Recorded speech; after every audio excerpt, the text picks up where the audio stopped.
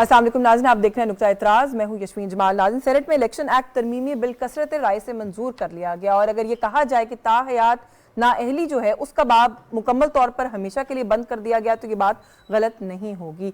इस तरमीमी एक्ट के हवाले से बात करें तो उसमें जो इलेक्शन एक्ट का सेक्शन 57 है उसमें तरमीम की गई है, जिसके तहत ये कहा गया है कि एक तो नया जो शेड्यूल है, जो इंतखाबात का सारा मामला है, उसका ऐलान जो है वो इलेक्शन कमीशन जो है वो कर सकता है।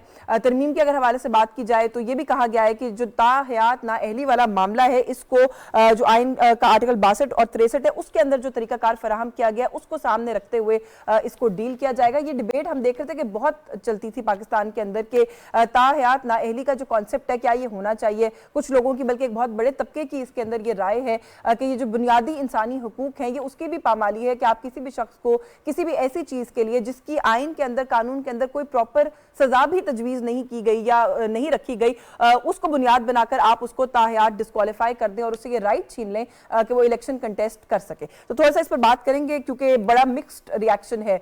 ये जो अमेंडमेंट की गई है इसको लेकर ये रिट्रोस्पेक्टिवली अप्लाई होगा, फ्यूचर में अप्लाई होगा, कुछ इस तरह के सवालात और कंफ्यूजन भी अभी एग्जिस्ट करती हैं, इस पर भी बात करेंगे। At the same time Bilawal Bhutto Zardari साहब, आज उन्होंने जलसे से खिताब किया, वहां पे जहां पे बहुत सारे इशूज पर बात की, वहां पर कुछ शिकायत भी कुछ लोगों का ख्याल है कि उन्होंने उठाई के माशी मामलात को लेकर किस तरीके से उनका ये ख्याल है कि मजीद बेहतरी हो सकती थी। वो अपने सूबे के हवाले से भी उन्होंने बात की कि उसका भी जो हिस्सा है उसको लेकर भी हमें एक कंसर्न हमेशा से होता है और रहता है। और जो एक बहुत इंपॉर्टेंट बात उन्होंने की जिसको बहुत ज्यादा इस वक्त डिस्कस किया जा रहा है वो ये कि पीडीएम की सारी जमातें जो हैं वो हिम्मत पकड़ें, वो गैर अप करें और इलेक्शन की तरफ बढ़ें। पाकिस्तान पीपल्स पार्टी इंतखाबी मैदान में उतरने के लिए तैयार है और उसके कुछ टाइम के बाद ही हमने देखा कि मियां नवाज शरीफ साहब की तरफ से भी अपनी पार्टी को बड़ी वाज़ेह हिदायत जारी की गई हैं कि इलेक्शन की तैयारी की जाए, कारकुनान को जो है वो मोटिवेट किया जाए, कारकुनान को ये बताया जाए कि अब यकसुई के साथ इलेक्शन के ऊपर फोकस करें और इलेक्शन कैंपेन जो है उसका किस तरह से आगाज करना है, वो सारी जो डायनामिक्स है उसको वर्कआउट करना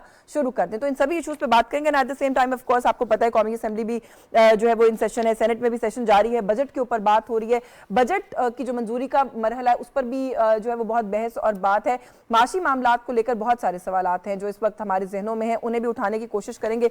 आज की इस नशिस्त में जो मेहमान शख्सियात तारुफ करवा के हम गुफ्तगू करते हैं, सीनियर तज्जियाकार हैं, एनालिस्ट हैं, एंकर पर्सन हैं, पीजे मीर साहब ने हमें ज्वाइन किया। बहुत शुक्रिया सर आपका आपके वक्त के लिए। पाकिस्तान पीपल्स पार्टी से खुर्रम परवेज राजा साहब मौजूद है, बहुत शुक्रिया सर आपका, आप तशरीफ लाए, आपने वक्त दिया। और पाकिस्तान मुस्लिम लीग नवाज से PMLN की प्रेसिडेंट हैं, आज़ाद जम्मू और कश्मीर के शाह गुलाम कादिर साहब कुछ देर में इस्लामाबाद स्टूडियोज में मौजूद होंगे, उन्हें भी गुफ्तगू में शामिल करेंगे। पीजे मीर साहब, सर आपसे गुफ्तगू का आगाज कर लेती हूँ। बिलावल भुट्टो ज़रदारी साहब की तकरीर सर किस तरह से देखते हैं इसको? बड़ा मिक्स्ड में देख रही हूँ, उस पर रिएक्शन है। जो कुछ हुकूमत के खिलाफ बोलने वाले क्रिटिक्स हैं वो तो फौरन से मैदान में छलांग मार के आगे कि जी कोई रिफ्ट है शायद इस वक्त एग्जिस्ट करता। जी बिल्कुल, आपने सही कहा, एक रिफ्ट क्रिएट हो रही है और ये जैसे हम कहते हैं कि एक पॉलिटिकल बबल बन रहा है और ये पॉलिटिकल बबल एक्सप्लोड होगा during and just before the elections. अब जो पीपीपी है वो it is not part of the PDM, बिल्कुल अलायंस में है गवर्नमेंट के साथ। और जिस वक्त बजट आया आपने देख लिया कि बजट के ऊपर कराची पर्टिकुलरली सिंध साइड से काफी क्रिटिसिज्म इस पे आई।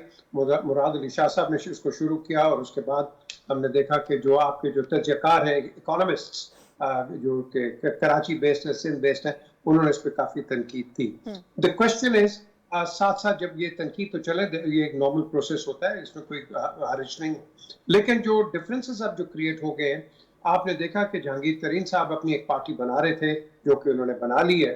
अब उसके अंदर जरदारी साहब पर्टिकुलरली कराची से आए और बैठे और जो आप कह लो कि जो डिजर्टर्स थे पीटीआई के, उनको वो करने की कोशिश कर रहे थे जो इलेक्टेबल्स हैं। हाँ। लेकिन इन द मीन टाइम आपने देखा कि गवर्नमेंट की तरफ से अताउल्लाह तारड़ हो गए और ऑन हो गए और लंगड़याल साहब, ये इन तीनों ने एक कंसेंट दे दिया कि हाँ जी ये बड़ी अच्छी बात है, जहांगीर तरीन की एक पार्टी बन गई।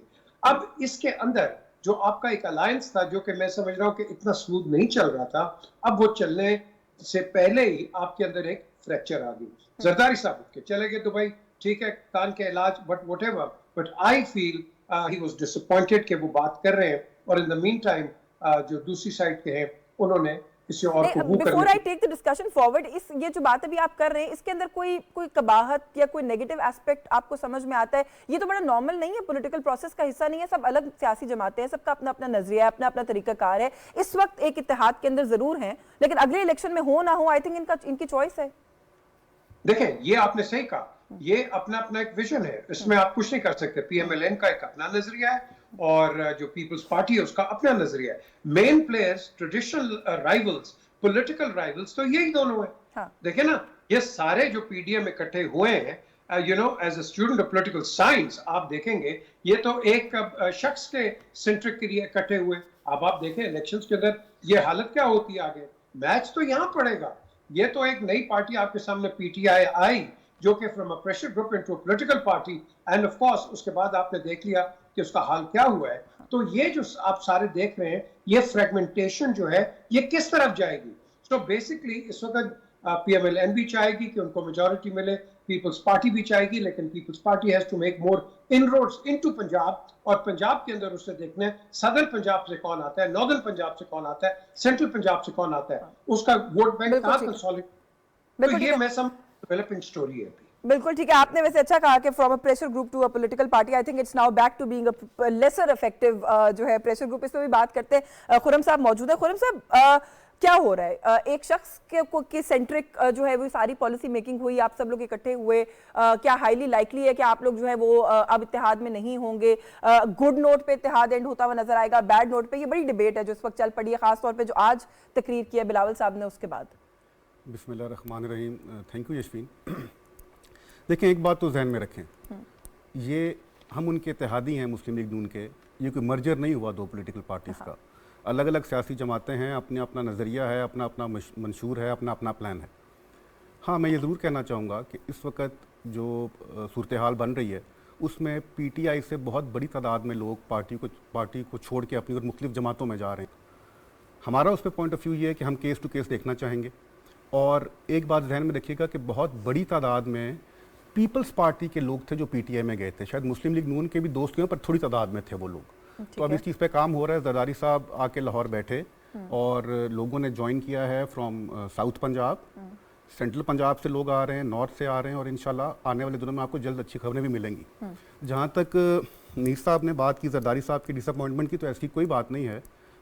मैं ये क्लियर करना चाहता हूँ, उनके जो आय का ऑपरेशन है बड़ा लॉन्ग ड्यू था, बड़े अरसे से वो लिंगर ऑन हो रहा था। अब फाइनली वो गए हैं दुबई, अल्लाह का शुक्र है वो कामयाब ऑपरेशन हो गया और जल्द ही वो वापस होंगे। और इसमें भी कोई शक नहीं कि जीत और हार का फैसला पंजाब ने करना है। 150 नेशनल असेंबली की सीट्स हैं सूबे में, मेन बैटलफील्ड पंजाब होगा। पीपल्स पार्टी की पूरी कोशिश है कि इंशाल्लाह इस दफ़ा हम अच्छा परफॉर्म करें। ये भी एक लंबी दास्तान है जशवीन के, इस सूबे में पार्टी को कैसे पीछे रखा गया। भुट्टो शहीद के बाद आज तक हम यहाँ हुकूमत ना बना पाए, उसकी बहुत सारी वजूहत हैं। उसमें एक लंबी स्ट्रगल भी है, उसमें सज़ाएँ भी हैं, उसमें कोड़े भी हैं, उसमें शहादतें भी हैं, उसमें जेलें भी हैं। लेकिन to cut the long story short, अब हम ये कोशिश कर रहे हैं और बहुत अच्छी काविश हो रही है पंजाब में, एंड आई एम होपफुल कि आने वाले इलेक्शंस में पीपल्स पार्टी आपको पंजाब में सरप्राइज देगी। लेकिन एक सवाल यहाँ पे, क्योंकि अभी आपने जो बात कही ना कि बहुत सारे लोग पीपल्स पार्टी से गए थे, हम जब ये सारा अभी जो डिसमेंटलिंग का प्रोसेस था, मैं कहूँगी पाकिस्तान तहरीक इंसाफ की, जब हम उसे मॉनिटर कर रहे थे तो एक ही बात हर कोई कह रहा था कि ये वही कुछ लोग हैं 10, 12, 15 जो हर दफ़ा मौसम को देख के, हवा का रुख देख के, अपने ज़ाती मफादात को देख के जो है वो अपनी लॉयल्टीज तब्दील कर देते हैं। ये डिबेट बहुत चल रही थी कि ऐसे अनासर को आपको नहीं लगता कि आप सॉर्ट आउट, सिफ्ट आउट हो जाना चाहिए इस मुल्क के सिस्टम के अंदर से, कि फिर अब पीपल्स पार्टी भी तैयार बैठी है उनको लेने के लिए, नई जमातें भी तैयार बैठी हैं उनको लेने के लिए, तो फिर ये काम चलता रहेगा, ये जो साइकिल है it will never end then. नहीं, ये आपने ठीक है। देखें, पहली बात तो ये है कि इलेक्टेबल्स की पॉलिटिक्स और इलेक्टेबल्स जो हैं वो एक हकीकत हैं इस मुल्क की पॉलिटिक्स में। ये उनको लेना एक ठीक चीज़ है या बुरी चीज़ है, ये एक अलग बहस है, लेकिन वो एक रियलिटी तो है। ये बात तो मैं माननी पड़ी। दूसरी बात मैं कहना चाहता, देखें, लोगों ने सियासत करनी है। हाँ। जो हल्के वाले लोग हैं, जो पॉलिटिकल फैमिलीज, उन्होंने सियासत में रहना है, जिनकी एक हिस्ट्री है सियासत में। और अब वो टाइम है कि हम, जैसे मैंने पहले गुजारिश की कि शायद पीटीआई में सारे दहशतगर्द तो नहीं है, शायद सारे जो हैं वो एक नेगेटिव एंटी स्टेट माइंडसेट के लोग तो नहीं है, बड़े बड़े अच्छे पॉलिटिकल वर्कर्स भी हैं। अब उन्होंने सियासत करी तो उन्होंने किसी न किसी प्लेटफॉर्म पे जाना है, जाहिर है उनके पास 2 3 4 ऑप्शंस हैं। उसमें मैंने गुजारिश ये की थी कि हम इस चीज़ को केस टू केस देखना चाहेंगे और उसके बाद पार्टी फैसला करेगी किसको लेना और किसको नहीं मतलब लेना। इंडिविजुअल्स को आप कह रहे हैं कि उस पैरामीटर पे रख के देखा जाएगा। इलेक्टेबल्स नए भी डेवलप हो सकते हैं। खैर यू आर राइट कि that's a debate for another day. Shah Ghulam Qadir साहब ने ज्वाइन कर लिया, बहुत शुक्रिया सर आपका आपके वक्त के लिए। सबसे पहले तो आप लोगों की काउंसिल की कल मीटिंग हुई, इजलास हुआ, उसमें आप लोगों की बहुत सारी जो अहम ओहदे हैं बिला मुकाबला उस पे सारे जो कैंडिडेट्स हैं वो ऑलमोस्ट जो है वो मुंतखब हुए। इस बात को लेकर भी अब मैं देख रही हूँ कि बड़ी एक डिबेट है कि बिला मुकाबला मुंतखब हो जाना क्या होता है। आई मीन क्या हम लोग पार्टीज के अंदर डेमोक्रेसी को थोड़ा मजीद बेहतर और स्ट्रेंथन नहीं करना चाहिए कि कैंडिडेट्स हों, एक हेल्दी प्रोसेस हो पूरा जो फॉलो किया जाए? नहीं, इसका एक प्रोसेस होता है कि हेल्दी प्रोसेस हो तब है ना कि किसी ने किसी को रोका हो, इलेक्शन कमीशन एक बनता है। हाँ। और उसके बाद उस इलेक्शन कमीशन को ये इख्तियार दिया जाता है कि एक टाइम दिया जाता है कि इस वक्त तक जो भी उम्मीदवार बनना चाहे वो आके उम्मीदवार बनने कागजात जमा कराए और वो कौंसिल के किसी मेंबर से प्रपोजर और सेकेंडर 2 ढूंढ ले और वहाँ कागजात जमा कराए। जब वो कोई कराते ही नहीं है, और ये तो मैं समझता हूँ लीडरशिप एतमाद का मज़हर भी है कि पार्टी के वर्कर्स जो हैं अपने लीडर्स पे एतमाद करते हैं कि और वो उस एतमाद पे पूरा उतरते हैं तो तभी कोई नहीं खड़ा होता ना। और उनको इसलिए इसको आप उस जाविये से भी देख सकते हैं कि जी किस अंदाज में पार्टी के अंदर शहबाज शरीफ साहब पे जब कोई सामने नहीं आया, मरियम नवाज साहबा के, इसहाक डार साहब, हर किसी का अपना काम है। तो वो इसलिए से मैं समझता हूँ कि ये एक प्रोसेस था जो होना था, जो लीगल रिक्वायरमेंट थी इलेक्शन कमीशन ऑफ पाकिस्तान की पॉलिटिकल पार्टीज एक्ट के तहत। तो इसलिए उस प्रोसेस को मुकम्मल किया गया। टाइम अलबत्ता ज़रूर दिया गया और कोई नहीं आया किसी जगह मुकाबले के लिए, तो बिला मुकाबले ही होना था ना। जिसमें आप कह रहे हैं कि जो अमल जो प्रोसेस है उसको फॉलो किया गया। अच्छा, जो मीटिंग थी आप लोगों की उसके अंदर कुछ करारदादें भी हमने देखा कि आप लोग लेकर आए, कुछ इश्यूज हैं जिनको रेज किया गया। 9 मई के हवाले से भी बड़ी वो एग्रेसिव हमने देखा कि वहां पे एक डिबेट हुई कि मजम्मत की गई तमाम वाकयात की, कहा गया कि लोगों को करार वाकई सजा दी जानी चाहिए। विफाक में आप लोगों की हुकूमत है, आई अंडरस्टैंड कि बहुत सारी चीजें इसमें सूबाई सब्जेक्ट्स भी हैं जब हम किसी को कैफरे किरदार तक पहुंचाने की बात करते हैं, लेकिन ओवरसाइट का रोल तो है आप लोगों के पास। मुतमईन है अभी तक जो कुछ हो रहा है, लोगों की सजा के हवाले से जब हम बात करते हैं मजीद क्या होना चाहिए, आप लोगों को ज्यादा इफेक्टिवनेस शो नहीं करनी चाहिए इसके अंदर? देखिए ना, पहली बात यह कि वफाकी जो हुकूमत होती है वो सूबाई मामलात में मुदाखलत नहीं करती। सूबाई खुद मुख्तार का 18वीं तरमीम के बाद तो बिल्कुल थोड़ा सा सिचुएशन डिफरेंट है, लेकिन यह है कि 9 मई को जो कुछ हुआ उसको कोई जस्टिफाई नहीं कर सकता। लेकिन कुछ लोग पकड़े जा रहे हैं क्यों इतना मुनज़्ज़म किया गया, अब्रप्टली किया गया कि GHQ पे हमला हो, जिन्ना हाउस पे हमला हो, मियाँ वाली पे हमला हो, कहीं जहाँ पे भी, इस सारे अमल में वो कल्प्रिट्स जो हैं उनको आइडेंटिफिकेशन हो रही है और उनको गिरफ्तार किया। अभी सज़ा का मरहला नहीं आया, लेकिन बहुत सारी जगहों पे ऐसे लोग भी थे जिनको गिरफ्तार किया गया तो उनको एन ब्लॉक उनको ज़मानतें दे दी गई। तो इसलिए हमारा मुतालबा ये है कि ये सब अपने अपनी जगह पे कुछ मामलात ऐसे होने चाहिए जिनके ऊपर सियासी इख्तलाफात से बालातर होकर, फ़र्ज़ के पाकिस्तान की दिफा, पाकिस्तान की इकानमी, पाकिस्तान की सालमियत, इसके ऊपर कोई पॉलिटिक्स नहीं की जा सकती। इसमें तो बिल्कुल यक आवाज़ होकर सब अपना अपना रोल अदा करें। तो जब आप वहाँ पे पता लगे कि जी एक अदालत में गए हैं और वहाँ पे फॉरेंसिक भी नहीं हुआ और वहाँ पे कोई चीज़ सामने भी नहीं आई और फौरन उनको रिहा कर दिया गया, तो ये यानी कि आप लोग जुडिशियल या लीगल जो प्रोसेस है उससे मुतमईन नहीं है। इस हवाले से आप लोगों ने, हम जुडिशरी का रोल जो है वो जुडिशरी का रोल, आजकल जो जुडिशरी है वो जुडिशल एक्टिविज्म जो है वो बहुत हद से आगे निकल गई है। तो इसको थोड़ा सा उन लीगल पैरामीटर्स के अंदर रहना चाहिए ताकि जो जिसका हक बनता है जमानत का उसको ज़रूर दें।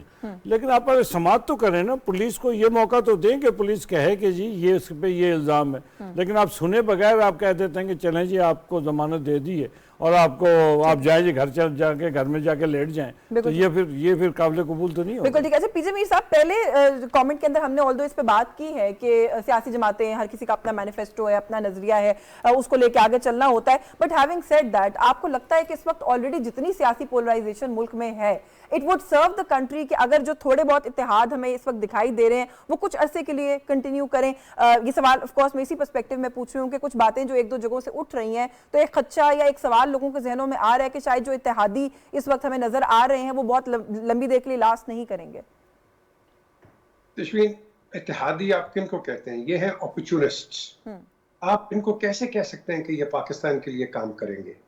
देखो ना, जो मैं तो हमेशा एग्जांपल देता हूँ पाकिस्तान पीपल्स पार्टी का, वो जहांगीर बदर का, कि उसने पब्लिकली लैशिंग खाई है ड्यूरिंग जनता, लेकिन अपनी पार्टी के साथ खड़ा रहा। PMN को ले लो, इनके ऊपर कितनी मुसीबतें आई, इनके डाई हार्ड्स खड़े रहे। ये होती है नजरियाती पार्टीज।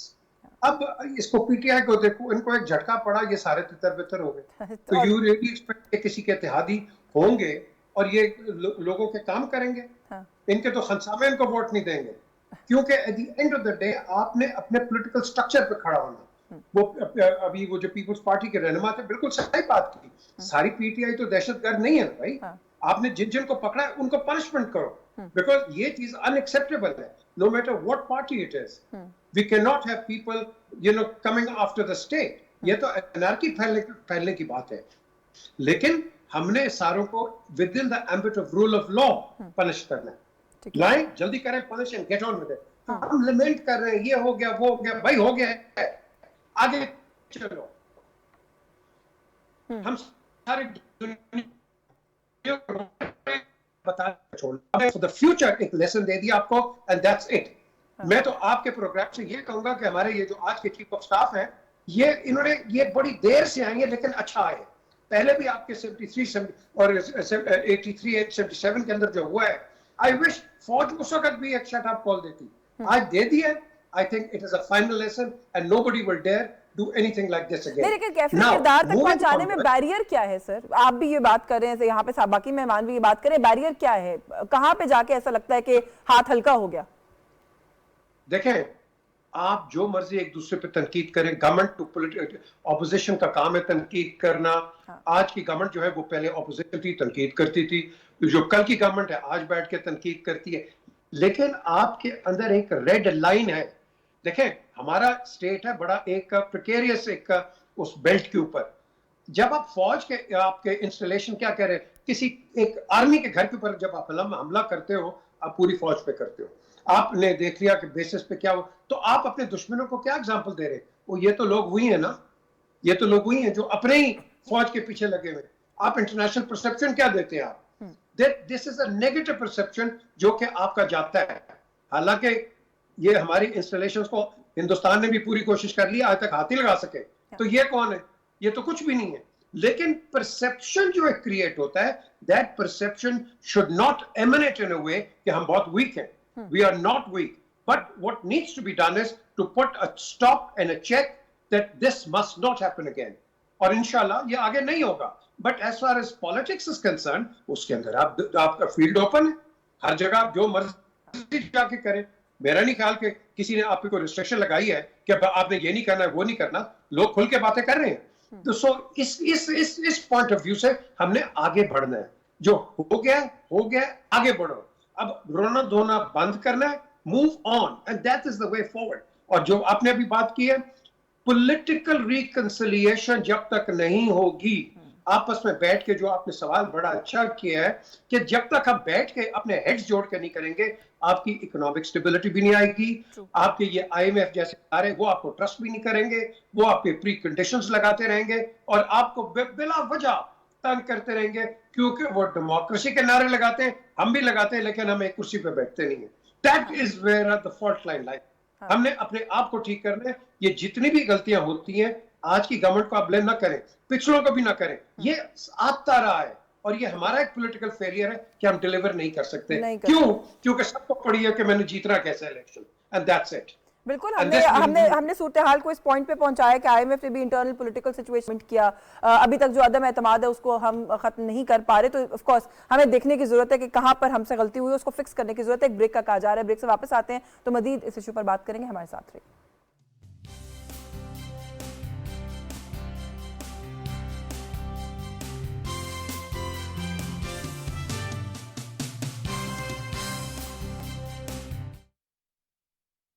परमानेंट मैग्नेट मोटर से 50% बिजली बचेगी। बदले हवा के रंग रॉयल फैंस के संग। गर्मी में outdoor sitting, royal mist fan है स्मार्ट सॉल्यूशन। रॉयल, साथ जिंदगी भर का।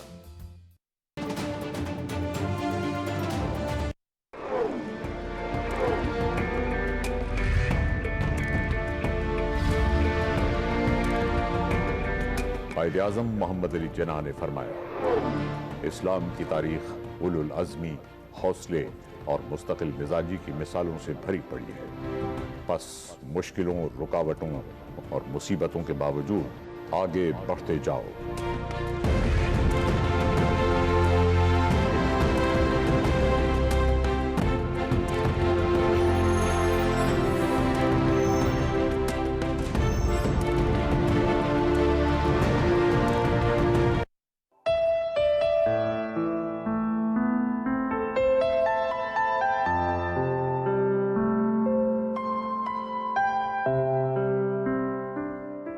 लौह भी तू, कलम भी तू, तेरा वजूद अल-किताब। गुंबदे आबगीना रंग, तेरे मुहीत में हवा।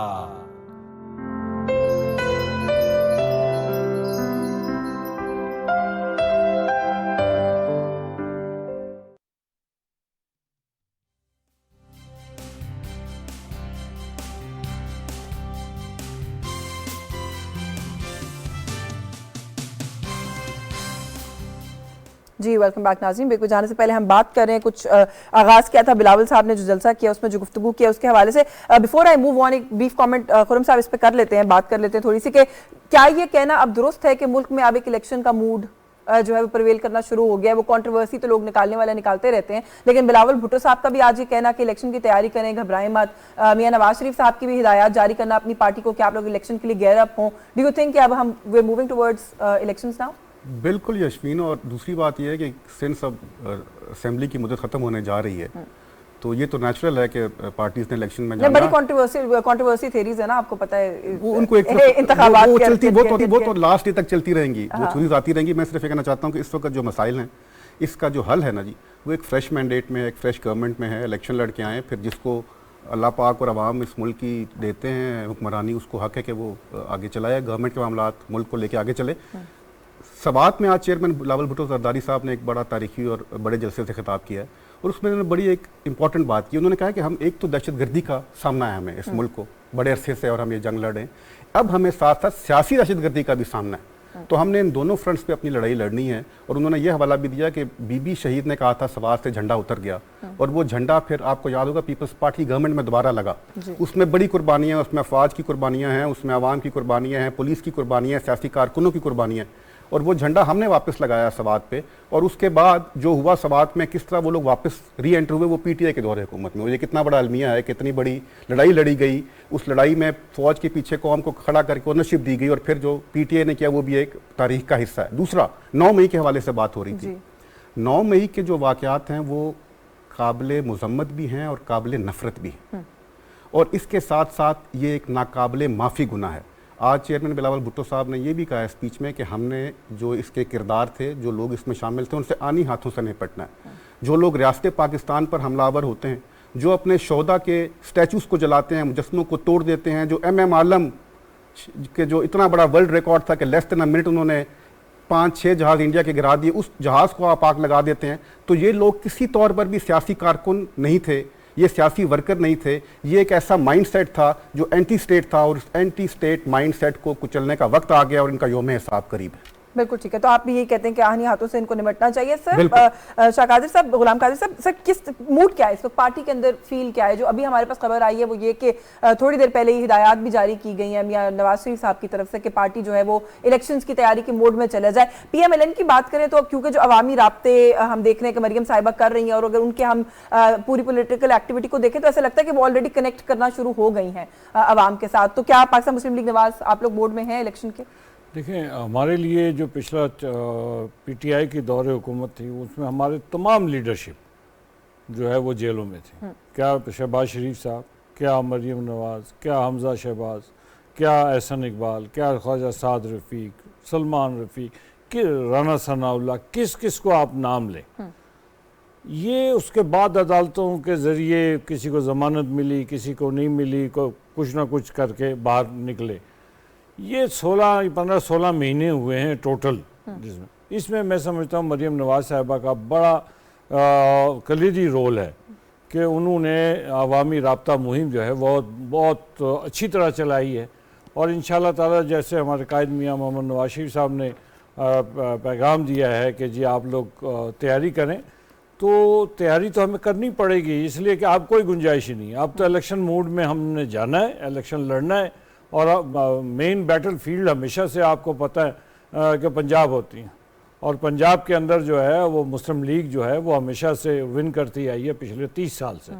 तो हमें उसको वापस रीगेन भी करना है। हालांकि 2018 के जो इलेक्शंस थे, आप देखें उस इलेक्शन में भी तमाम तर RTS बंद हुआ, सब कुछ हुआ, उसके बावजूद हमारी अक्सरियत थी पंजाब में, और अक्सरियत के बावजूद फिर वो तैयारे चले और तैयारों ने आके जो बुजदार साहब ले आए।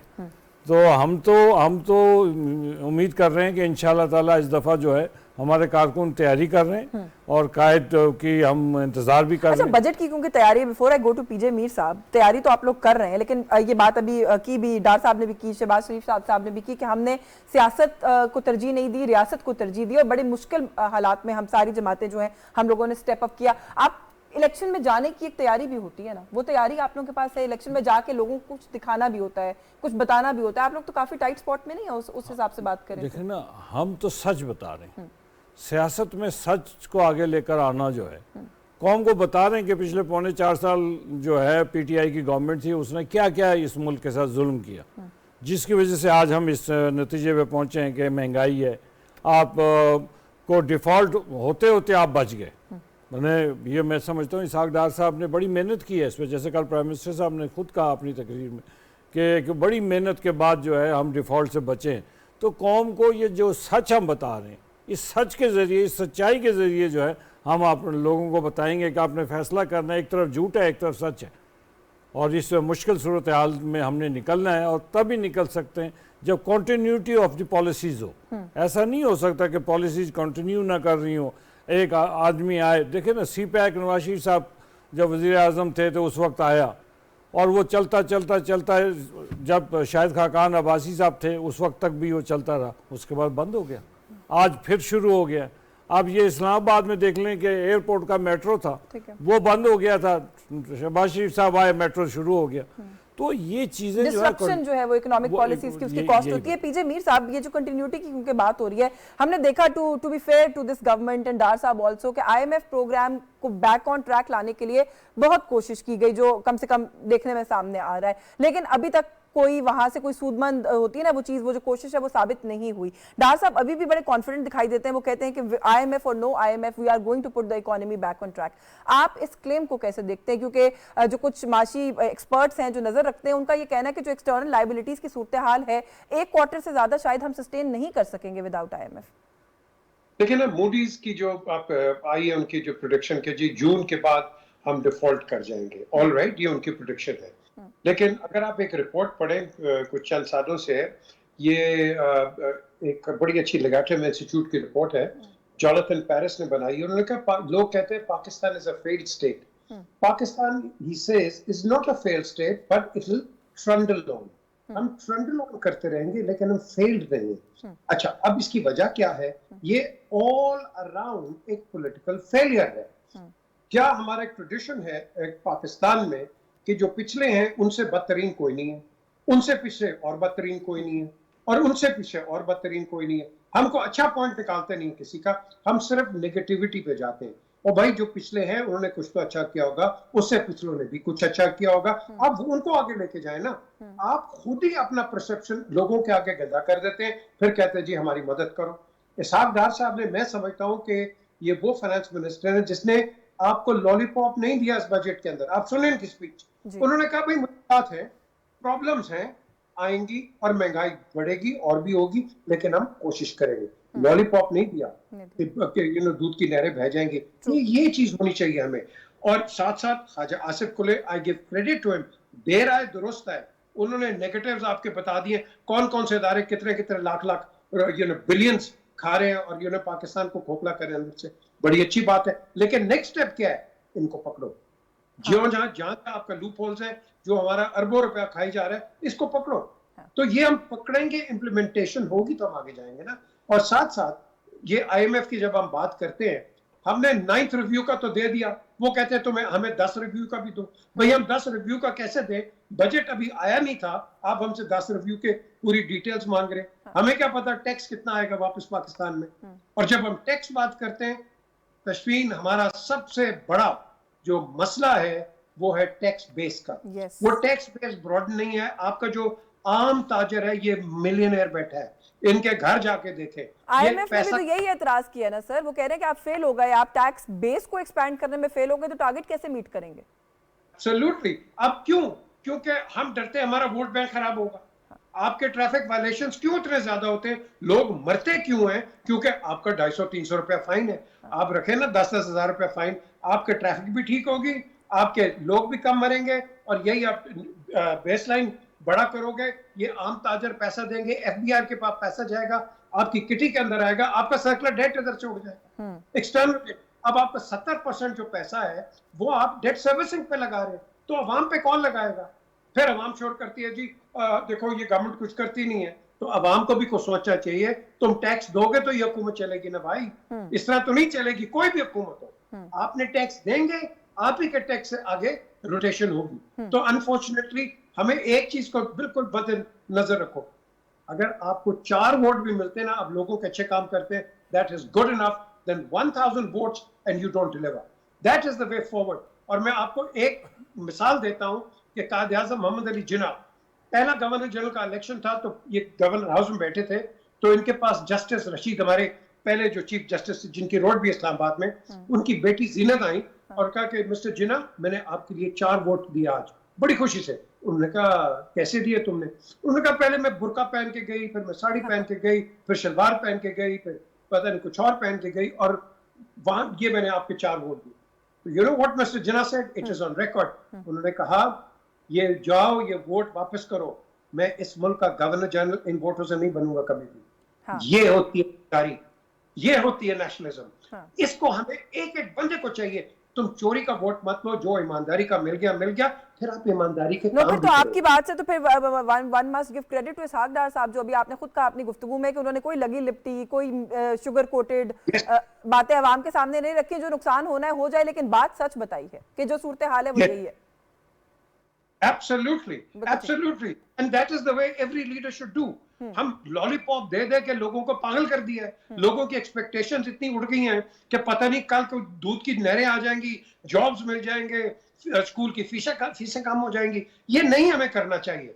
हमें हकायक बताने चाहिए, लोगों में सब्र भी आएगा, ठहराव भी आएगा, और ये जो फ्रस्ट्रेशन है ये भी खत्म हो और लोग स्टेप अप भी करेंगे। हमारे लोग सब कुछ, हर चीज की जिम्मेदारी आप हुकूमत पर नहीं डाल सकते। खुरम साहब, थोड़ी एकेडमिक डिबेट हो जाएगी, but I think it's about time कि हम इस तरह की एकेडमिक डिबेट्स के अंदर भी इंडल्ज करें कि कुछ चीजें ऐसी हैं जो इस मुल्क के अंदर सक्सेसिव गवर्नमेंट्स ने कभी उन पर फोकस नहीं किया, और टैक्स बेस एनहांसमेंट उसके अंदर एक बहुत बड़ी उसका फैक्टर है। आप एक्सपोर्ट्स की बात करें ना, हम एक्सपोर्ट डाइवर्सिफिकेशन की बात करते हैं ना, वो कभी हमारे लिए मौजूए बहस होता है। हम इतने ज्यादा इंपोर्ट रिलायंट हैं हर चीज के अंदर कि हमने पनीर और मक्खन भी बाहर से मंगवा के खाना है, हम वो भी अपना प्रोड्यूस ना करते हैं, ना जो अपना प्रोड्यूस्ड है उस पर रिलाई करते हैं। हम इन चीजों को, ये जो इन बिल्ट स्ट्रक्चरल प्रॉब्लम्स हैं, इसके अलावा भी बहुत सारी हैं। पब्लिक सेक्टर ऑर्गेनाइजेशंस की आप बात करें, there is a long list. कब फोकस करेंगे सर इन पे? हम हमेशा एक फायर फाइटिंग मोड में रहते हैं when it comes to economy. ठीक निशानदेही की आपने, इसमें शक नहीं है कि ये जो इश्यूज आपने उठाए हैं ये लॉन्ग लास्टिंग और चलते आ रहे हैं। हम भी बचपन से देखते आ रहे हैं इशूज जो सॉल्व नहीं हो रहे। लेकिन एक बात जो मैं करना चाहूँगा, मीर साहब ने बड़ी खूबसूरत बात की अभी। इन्होंने कहा कि हम बुराइयाँ ही निकालते रहते हैं, हम अच्छाइयाँ नहीं निकालते। और अगर हम, ये है वो अच्छाई ढूंढने वाला पॉजिटिव माइंड सेट जिसकी तरफ हमने इस कौम को लेकर जाना है अब। और जिस तरह अगर मेरी गवर्नमेंट का टेन्योर था पीपल्स पार्टी का, तो 18th अमेंडमेंट है, एनएफसी अवार्ड्स हैं, सीपैक पे बहुत काम हुआ, बेनजीर इनकम सपोर्ट प्रोग्राम है, ऐसी वो कंटिन्यू भी हुआ, प्रोग्राम आज भी चल रहा है। तो मैं बिल्कुल इनसे एग्री करता हूँ। देखिए यशवीन, हमने अब नफरतें नहीं बांटनी, हमने मोहब्बतें बांटनी। हमने कौम को तकसीम नहीं करना, हमने एक दूसरे को बर्दाश्त करना है। बेशक हम सियासी मुखालिफ रहें, अपने अपने प्लेटफॉर्म पर रहें, अपनी अपनी सियासी जमात पर रहें, लेकिन पीटीआई की तरह हमने गाली का कल्चर नहीं देना है इसको, हमने नफरतों का कल्चर नहीं देना, हमने लोगों को जोड़ना है और यही वे फॉरवर्ड है। मैं आपको बताऊं जो पाकिस्तान के आज के मसाइल हैं शायद किसी एक सियासी जमात के बस की बात नहीं है इसको हल करना। ये सब बैठेंगे, मिल के बैठेंगे, बेशक इलेक्शन लड़ लें अपना अपना, उसके बाद जो सूरत हाल बनती है, लेकिन वे फॉरवर्ड यूनिटी में है। जैसे आज चेयरमैन ने भी कहा कि जब बीबी शहीद हुई तो पाकिस्तान में तो आग लग गई थी सारे, लेकिन हमने बीबी को दफनाने के बाद कहा था कि जमहूरियत बेहतरीन इंतकाम है, और जरदारी साहब ने कहा था पाकिस्तान खपे। ये है पाकिस्तान से मोहब्बत और रियासत से मोहब्बत। यही चीज़ आगे चलेगी तो हमारी और आप सबकी बका है। इख्तिलाफ बेशक जारी रखें, लेकिन कुछ बुनियादी चीजें हैं उन पर हमें यूनिटी की जरूरत है। पाकिस्तान के लिए हमें बैठना पड़ेगा। पाकिस्तान को अगर निकालना है इस बुहरान से तो सबको बैठना पड़ेगा। और ये मेरी दुआ है कि अब ये कल्चर जो पीटीआई लेकर आई थी, अल्लाह ना करे वो एक भयानक ख्वाब था जो गालम गलोच और बदतमीजी और ये मुखालिफिन के साथ, उसको भी खत्म हो, वो भी खत्म होगा इंशाल्लाह, होना भी चाहिए। वैसे आज हम बात नहीं कर रहे, आपकी बात में इंटरप्ट कर रही हूँ, लेकिन वो कल्चर आपको खत्म होता हुआ नजर आ रहा है। अभी कराची के मेयर का इलेक्शन हुआ है परसों, आपके सामने सूरत हाल है, जिस तरीके से वहाँ पे धांधली का शोर मचाया जा रहा है, यौम सोग पूरे मुल्क में मना दिया, वही बात की जी रिगिंग हो गई, हमारे लोग उठा लिए। मुझे तो लगता है वो सारा रिपीट टेलीकास्ट है। मैं इसका जवाब देता हूँ। देखें, धांधली का एलिगेशन लगना, किसी जगह पॉलिटिकल वर्कर्स की या दो पार्टी के वर्कर्स की लड़ाई हो जाना, ये एक अलग चीज़ है। मैं बात कर रहा हूँ स्पेसिफिकली लैंग्वेज की, गाली की, अब्यूज़ करने की, बर्दाश्त ना करने की। कोई बंदा इख्तलाफ करे तो उसको आप बुरी ज़ुबान में उसका जवाब दें, या अपनी तकरीरों में एक जमात का सरबराह जो दूसरी जमात के सरबराह हैं सियासी, उनके नाम रखे, उनको गंदे नामों से पुकारे। मैं इस चीज़ की बात कर रहा था, इस चीज़ को ख़त्म होना चाहिए। और जहाँ तक कराची की बात है तो देखें, वो वहाँ पे एक इलेक्शन हुआ है, हम single largest party Peoples Party थी, बाकी डिसीजन होना था बाकी जमातों के वोटों पे। वो किसी को पढ़े हैं नहीं पढ़े वो एक अलग बहस है, लेकिन ये सबसे जो बड़ी बात है वो पॉजिटिव माइंडसेट है और गाली गलोच के कल्चर का खात्मा है। इसके लिए मैं दुआ गो इस मुल्क से ये कल्चर खत्म होना चाहिए। ये कल्चर जो वो डेफिनेटली इसके ऊपर तो बात होने की जरूरत है। शाह साहब से हुकूमत पहले ही आप लोग मुश्किल सिचुएशन के अंदर काम कर रहे हैं, माशी सूरत हाल के हवाले से बात करें, बड़ी सख्त मुश्किलात हैं, हमें पता है। उसके बाद हम ये भी देखते हैं कि नेगेटिव प्रोपेगेंडा का एक सिलसिला है, वो भी साथ साथ जारी है। रूसी तेल कुछ अर्सा पहले तक बहुत अच्छी चीज थी, बड़ी अचीवमेंट थी, अगर किसी और दौरे हुकूमत में हो जाता। अब उसकी आमद को लेकर कंट्रोवर्शियल हम देख रहे हैं कि बनाया जा रहा है। फिर अगर बात करें मुख्तलिफ इसके अंदर चीजें, अभी जो ये पेट्रोलियम मसनूआती कंपनीज हैं, शेल की फॉर एग्जांपल बात कर लें, एक प्लान था जो 3 साल पहले शेल कंपनी की तरफ से बता दिया गया था कि हम किस तरीके से अपने शेयर्स को कहां जाके डिसम्बर्स करेंगे या थोड़े से छोड़ेंगे। एक पूरा एक प्लान था उनका सारा, जो उन्होंने पहले से बताया, वो भी आप लोगों के खाते डाल दिया गया कि आपकी हुकूमत आई, आपसे संभाला नहीं गया। इस नेगेटिव प्रोपेगेंडा के बारे में भी तो देखिए, यूपी आप ही लोग हुकूमत में, आप ही लोगों ने इस मुल्क को आगे लेके जाना है, किस तरीके से इतनी डिसइंफॉर्मेशन है? देखिए ना, पहली बात तो ये जो कराची जो इलेक्शन है मेयर के, जी जी, कराची में जो पीपल्स पार्टी बड़ी जमात के तौर पर उभरी और हमारी मुस्लिम लीग के भी 14 वोट थे, हमने पीपल्स पार्टी को दी। उनके मेयर के कैंडिडेट हमारी बहन थी फौजिया वहाब, उसके बेटे हैं वहाब, उनको वो मुंतखब हुए और JUI ने भी दिए। ये तो थे 3 इत्तेहादी जिन्होंने अपना वोट पूरा कास्ट किया। उसके मुकाबले में आप चले जाएं जमात इस्लामी और PTI के। जमात इस्लामी ने अपने वोट कास्ट किए, कोई उनमें से कोई नहीं टूटा। PTI के 2 धड़े बन गए, तो PTI पाकिस्तान में हर जगह धड़ेबंदी का शिकार है, तो कराची में बन गया तो कौन सा है जी? और एक बड़ी दिलचस्प बात उसके अंदर ये है कि जमात इस्लामी ने इलेक्शन कमीशन को खत लिखा और कहा कि इनके 30 लोग उठवा लिए गए। जिस जमात के उठाए गए उन्होंने अभी तक कहीं कुछ लिख के नहीं दिया, उनको कोई परवाह नहीं है फिलहाल। यही बात मैं गुजारिश कर रहा हूँ ना, हमारे यहाँ प्रॉब्लम यह है कि हम फतेह को भी तस्लीम नहीं करते, शिकस्त को भी तस्लीम नहीं करते। तो अभी जो आपने कहा डिसइंफॉर्मेशन, यही डिसइंफॉर्मेशन जिम्मेदारी का सबूत देते तो डिसइंफॉर्मेशन फैलाने के बजाय जाके मुबारकबाद देते और कहते कि जी वो 30 मना रहे हैं सर पूरे मुल्क में। यही मेरा मकसद ये है कि ये इकोनॉमिक पॉलिसीज़ के हवाले से भी आप देखेंगे कि जहाँ जहाँ यहाँ पे पाकिस्तान में आज जो डॉलर इतने महंगा हुआ वो क्यों है? कोई सर डिसइंफॉर्मेशन की वजह से, वरना डॉलर की वैल्यू वो नहीं है जो आज बाजार में है, वो वैल्यू नहीं है, उसको बहुत नीचे होना चाहिए। लेकिन डिसइंफॉर्मेशन है, लोगों को कहा जा रहा है कि जी पता नहीं क्या हो जाएगा, तो लोग कोई डॉलर खरीद के घर में रख रहा है। फिर हमारे लिए एक मुस्तकिल ये है कि हमारे पास जो बॉर्डर्स हैं अफगानिस्तान के साथ मिलते हैं, ये सारा ट्रेड जो है अफगानिस्तान के अंदर, तो अफगान करेंसी उस तरह चलती नहीं है, वहाँ डॉलर चलता है, तो जिसकी वजह से हमारे यहाँ हमारे पे बहुत बड़ा प्रेशर है, हमारे फूड आइटम्स का बहुत बड़ा प्रेशर है, हमें ये सारी चीज़ें जो हैं इनको मैनेज करना पड़ेगा। ये मैनेज जब तक हम नहीं करेंगे, स्मगलिंग को मैनेज नहीं करेंगे, हम अपने फूड आइटम्स के स्मगलिंग को मैनेज नहीं करेंगे, उनको कंट्रोल नहीं करेंगे, तो हमें ये मुश्किल, ये सारी चीज़ें जो हैं ये अब आप जो कि इलेक्शन के मोड में जाना शुरू हो गए, तो मेरे ख्याल इलेक्शन के बाद जो भी जमात जीतेगी उनको इस पे तवज्जो देनी पड़ेगी, तब जाके ये मसाइल हल होंगे। ये मसाइल जो है, ये मामला जो है वो हल होंगे। अच्छा, एक खबर आज हर अखबार ने इसी तरह से इसको लगाया, मैं पीजे मीर साहब के पास जाने से पहले आप इससे कमेंट ले लेती हूँ कि ताहयात नाअहली का बाब जो है वो बंद हो गया इस मुल्क के अंदर। ये जो एक्ट है, जो तरमीम हुई है, इसके बारे में क्या आप लोगों को बताएंगे कि क्या इसके पीछे क्या थॉट प्रोसेस है? इसमें देखें, नाअहली जो है किसी भी जुर्म की, यहाँ कोई भी जुर्म कोई करे, उस चीज़ पे हम डिबेट नहीं करते कि जुर्म है क्या है, उसके सज़ा का तयन किया जाता है कि जी आपको 2 साल कैद है, आपको 4 साल कैद है। नाअहली भी, आप अहल हैं तो सारी ज़िंदगी अहल है, नाअहल हैं तो सारी ज़िंदगी नाअहल है, ये कैसे हो सकता है? हाँ। तो इसलिए सेनेट में जो ये आई है वो मुर्तज़ा जावेद अब्बासी साहब ने पेश की है, वो मंजूर भी हो गई है। अब उसने जाना है कौमी असम्बली में, कौमी असम्बली के बजट सेशन के बाद जाएगा वो, और कौमी असम्बली से पास होने के बाद उसको जाना है सदर साहब के पास। अब इस पे भी तनकीद है, वो कहते हैं जी आप लोग अपने मामलात और अपनी क़यादत के लिए राहें हमवार करें। हालांकि नैब तरामीम में भी यही तनकीद की गई थी, लेकिन सबसे पहले बेनिफिशियरी वो खुद ही बेनिफिशियरी तो पीटीआई की लीडरशिप हुई।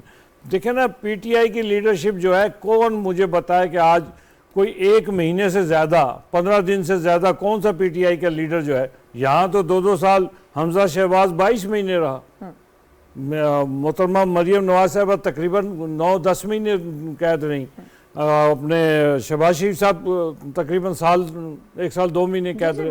तो क्या ये लंबी फहरिस्त है? साद रफीक साहब ले लें, राना सनाउल्लाह साहब ले लें, तो उनको जो है ये एक, मैंने, आप मुझे बताएं, आइन में लिखा ही नहीं है कि जी नाअहली कितनी होगी। आपने उठा के, एक तो आपने बेटे से तनख्वाह ना लेने पे एक आदमी को, एक ने जुर्म ही नहीं किया, वो आप देखें ना, एक आदमी कहता है जी जाली नोट हमने पकड़ लिया, तो उसके पास जाली नोट ही नहीं है, तो आप कहते नहीं इसको सजा जाली नोट में दे दो कि जिसने दे दिया आपने, आप कहते सारी जिंदगी नाअहल है। भाई ये क्या बात हुई? तो इसलिए कानून में इसकी तरमीम की गई है ताकि ये एक तयन हो जाए कि 5 साल, चूंकि वो एम्बिग्विटी जो है, उस एम्बिग्विटी को खत्म किया गया है, उस एम्बिग्विटी को खत्म किया गया। पीजे मीर साहब, सर हाउ डू यू, आप इसके बारे में देखें, ताहयात नाअहली जो मैंने शुरू में भी बात की थी कि इस चीज़ को लेकर पाकिस्तान में हमेशा बहस रहती है, क्योंकि बहुत सारे लोगों को ये कहीं ना कहीं फेस करनी पड़ी है हमारे मुल्क में जो सियासत करते हैं। आपके ख्याल में कि ये सही तरीकाकार है इसको डील करने का? क्योंकि एक चीज़, वही जो बात अभी सर कर रहे थे कि जिसकी सजा ही नहीं कहीं पर बताई गई, आप खुद से फैसला कर देते कि बस ताहयात नाअहली सजा हो गई है। देखिए, सबसे पहले आप ये कैंसर है बाय द वे, आप इसको डायग्नोज करें। एक आदमी, आप उसको कहते हैं पाकिस्तान को लूट के ले गया, उसने डाका मारा, चोरी की, करप्ट है, ये है, वो है, वेरी गुड। आप कोई चीज प्रूव नहीं कर सके तो आपने एक अकामे पे एक बंदे को आपने बिल्कुल डिस्क्वालीफाई कर दिया। देखो ना, आप यहाँ कॉमन सेंस की बात करें जी। आपने, उसने चोरी तो नहीं की ना, अपने बेटे से तनख्वाह ली है या नहीं भी ली, जो भी है, आपने किस फ्लिम्सी ग्राउंड के ऊपर एक आदमी को डिस्क्वालीफाई कर दिया ना? बड़े बड़े रोड है, आप 70 की, आपके 120 किलोमीटर आपका मोटरवे का स्पीड है, आप 125-30 पे भी चले जाते हैं, तो जहां पकड़े गए नहीं गए तो आप चले गए। लाखों बंदे इस तरह करते हैं। सो ये एक, मैं समझता हूँ कि एक गलत एक आपके लोग के रवायत है कि आप लाइफ पॉलिटिकल इम्प्रिजनमेंट नहीं दे सकते।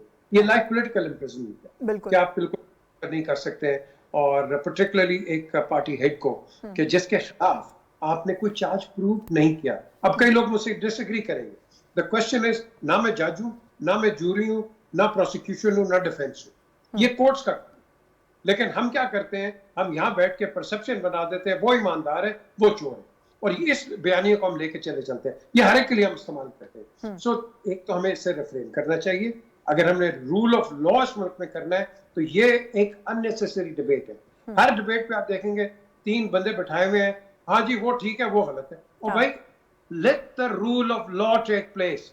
You are not lawyer, you are not a जज। लेकिन हम क्या कहते हैं, मेरी मुताबिक उसको ये करना चाहिए, उसको ये।